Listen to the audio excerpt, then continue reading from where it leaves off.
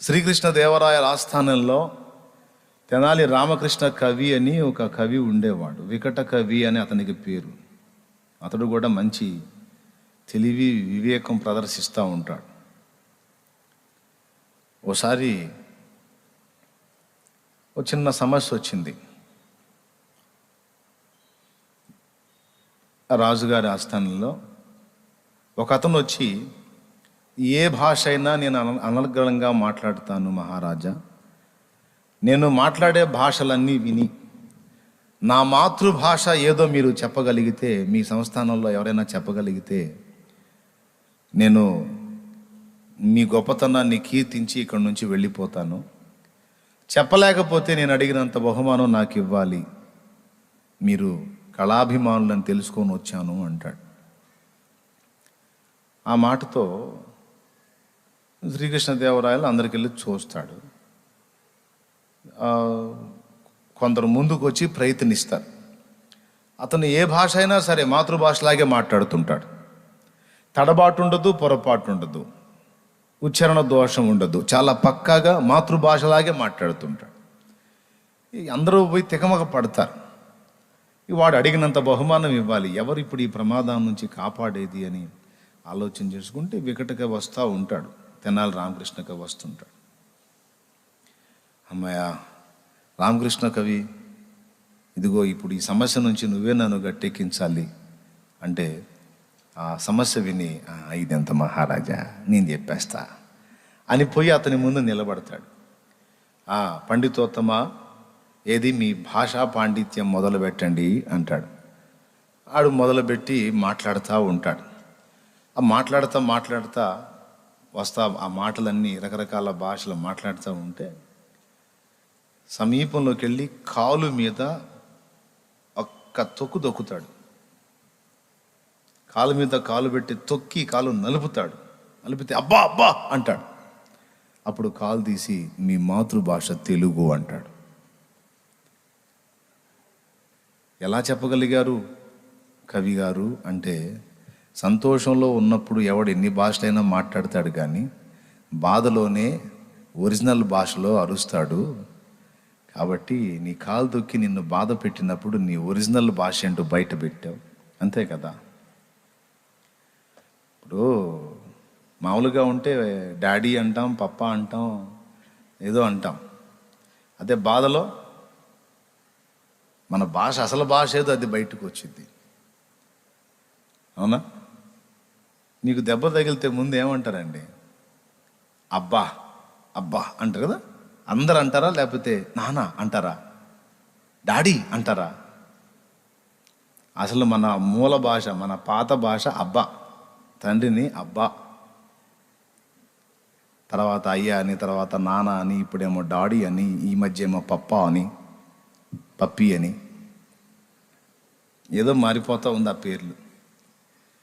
సరే, అదంతా వేరే విషయం. మొత్తానికి బాధలో మనిషి ఒరిజినల్ భాష బయటపడింది కనుక బయట పెట్టేశాడు.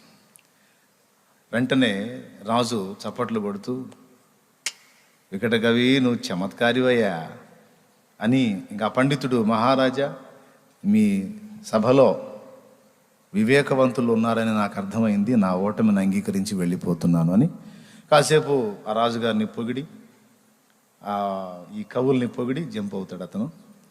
ఇతను ఈ ఇబ్బంది నుంచి కాపాడినందుకు ఇప్పుడు మరి వాడు 10 ఏమంటారు వాటిని, పాత్రల నిండా నాకు బంగారం ఇవ్వమంటే ఇవ్వాలి కదా. అలాంటిది వికట కవి సింపుల్గా తేలగొట్టాడు కనుక ఒక పాత్ర నిండా బంగారపు నాణ్యాలు పోసి ఆయనకు అందిస్తారు. స్వీకరించండి, మమ్మల్ని గొప్ప ఆపద నుండి కాపాడారు అంటే సంతోషంగా ఇది తీసుకొని నెత్తిన పెట్టుకొని పోతుంటాడు. ఎవరు? వికట కవి. వెళ్తూ ఉంటే ఆ పైన పాత్రలో ఉన్నవి జారి కింద పడతాయి. ఆ నాణ్యాలు కింద పడితే ఈ పాత్రని దించి ఆ సింహాసనాల కిందకి వెళ్ళిన వాటిని, ఆ పక్కబడ్డ వాటిని అన్నిటిని ఏరుకుంటుంటాడు. పాత్ర నిండా కాసులు ఉంటే కొద్ది గొప్ప కింద పడితే వాటిని కూడా ఏరుకుంటూ ఉంటాడు. ఒకటైతే సింహాసనం కిందికి వెళ్ళిద్ది, వేరే కవి సింహాసనం కిందికి, దాని కింద బోర్లబడి ఆ కాసు తీసుకుంటా ఉంటే రాజుకి అసహ్యం వేసిద్ది, ఆ కవులకి, సభలో ఉన్న వాళ్ళందరికీ అసహ్యం వేసిద్ది. ఈ తెనాలి రామకృష్ణ కవికి ఎంత కకుర్తి బుద్ధి, ఎంత ప్రలోభీతనం. పాత్ర నిండా బంగారు కాసులు ఇస్తే హాయిగా తీసుకొని ఏదో కొద్ది గొప్ప కింద పడితే ఏమవుతుంది? వాటికి కూడా కక్కుర్తి పడి ఎంత ఎగబడుతున్నాడో చూడండి. చిచ్చి అని వాళ్ళు ఏవగింపుగా మొహం పెట్టి చూస్తూ ఉంటారు తెనాలి రామకృష్ణ కవి వైపు. రాజు కూడా వాళ్ళ ముఖాలు చూసి పాపం అతన్ని వాళ్ళు అవమానంగా చూస్తూ ఉంటే, ఇంత తెలివైనోడికి ఏం మైండ్ పోయిందా? నన్ను అడిగితే ఇంకో పాత్ర నేను ఇవ్వనా? ఎందుకు మరీ అంత కక్కుర్తి పడుతున్నాడు అని బాధపడి, రామకృష్ణ కవి ఏం చేస్తున్నారు మీరు అని కేక వేస్తాడు. ఇదేంది ఆ స్టోరీలు చెప్తున్నాడు అనుకోవాకండి. లోక సంబంధుల వివేకాన్ని గురించి మాట్లాడుతున్నా. ఫస్ట్ ఏం చేస్తున్నారు మీరు అంటే, కాసులు ఎరుకుంటున్నాను మహాప్రభు అంటాడు. ఏమయ్యా, మరి ఇంత కక్కుర్తి బుద్ధి నీలో ఉందని ఇంతవరకు నాకు తెలియదే అంటాడు. ఆ చివరికి ఆ సింహాసనం కింద దూరి ఆ కాసు కూడా తీసి, అమ్మయ్య దొరికింది మహాప్రభు దొరికింది అంటే అరుస్తాడు రాజు. ఇంత కక్కుర్తోడివా నువ్వు, ఛీ అంటాడు. మహారాజా, వీరిలాగా మీరు కూడా ఆలోచించొద్దు. వీరంటే అంత తెలివి లేనివారు, వాళ్ళు అట్లనే నన్ను వెటకారం చేస్తారు, నాకు తెలుసు. మీరు కూడా అలా ఆలోచిస్తారేమిటి? నేను కాసుల కోసం కాదు ఎగబడి ఏరుకుంటుంది, ఆ కాసు మీద మీ ముఖము ముద్రించబడి ఉన్నది. మహారాజా, నన్ను అవమానపరిచిన నాకే ఇబ్బంది లేదు, కానీ నాకు ఆహారం పెట్టి నాకు ఉద్యోగం ఇచ్చి నన్నెంతో ప్రేమగా చూస్తున్న మీ ముఖం మీద ఎవడి కాలైనా పడితే నేను తట్టుకోలేను.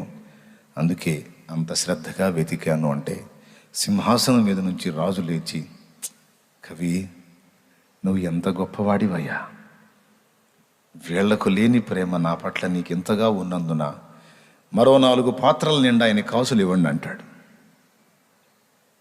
ఇప్పుడు 2 జరిగినాయి. కాసులు ఒక్కడు కూడా పోకుండా ఏరుకున్నాడు. ఎందుకురా అంత కక్కుర్తిగా ఏరుకుంటున్నావు అంటే, నీ ముఖం దాని మీద ఉందని బిస్కెట్ వేశాడు. బిస్కెట్కు పడిపోయి మరో 4 పాత్రలు ఇచ్చాడు. ఇది లోకస్తుల వివేకం. అర్థమైందా? ఇప్పుడు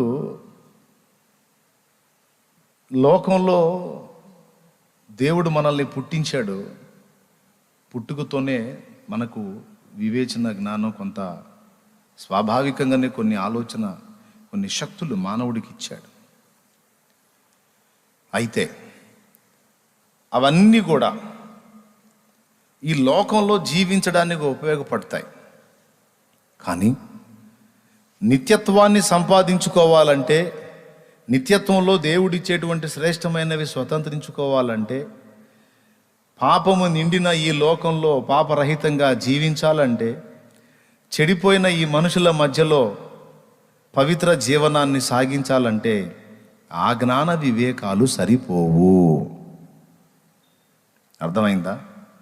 ఇప్పుడు నేను చెప్పిన వ్యక్తుల కంటే ఇంకా తెలివి, వివేకం కలిగిన వ్యక్తులు ఉన్నా వాళ్ళల్లో చాలామంది నిజదేవుణ్ణి ఇంకా గుర్తుపట్టలేదు. చమత్కారులు ఉన్నారు, నెనరు గలవారు ఉన్నారు, కానీ వాళ్ళు ఇంకా సృష్టికర్తను వెతకలేదు. ఇక వాళ్ళకి లోక సంబంధంగా ఎంత వివేకం ఉంటేయే, ఆ వివేకం అంతా నిత్యదేవుణ్ణి కనుగొనడానికి పనికి రానప్పుడు అది వ్యర్థమైనదే తప్ప దానిలో అర్థము లేదు. అందుకే ఆ వివేకము కాదు, దేవుని ఆత్మ కలిగించే వివేకము ద్వారా తనను ఎవరైనా వెతుకుతారేమో అని ఆకాశము నుండి దేవుడు తొంగి చూసి నరులను పరిశీలిస్తున్నాడని కీర్తనల గ్రంథము 53వ కీర్తన 1వ వచనం నుండి 14వ కీర్తనలో 1వ వచనం నుండి కూడా ఈ విషయాలు ప్రస్తావించబడ్డాయి. దేవుడు లేడని బుద్ధిహీనులు తమ హృదయములలో అనుకొందురు, వారు అసహ్యులను, చెడిపోయిన కార్యములు చేయువారు. వివేకము కలిగి తనను వెతుకువారు, దేవుని వెతకువారు కలరేమో అని ఆకాశము నుండి దేవుడు తొంగి చూసి నరులను పరిశీలిస్తున్నాడు. వివేకవంతుడు ఎవరు అంటే, లోకంలో ఇప్పుడు నేను చెప్పిన వాళ్ళు వివేకవంతులా? వివేకమే. లోక సంబంధంగా చూస్తే అమ్మ వాళ్ళు ఎంత వివేకవంతులు అంటే, ఎప్పుడు ఏది ఎలా చేయాలో, ఎక్కడ ఎలా స్పందించాలో, సమస్యని కూడా తమకు లాభంగా ఎలా మార్చుకోవాలో తెలిసిన చురుకైనోళ్ళు అని.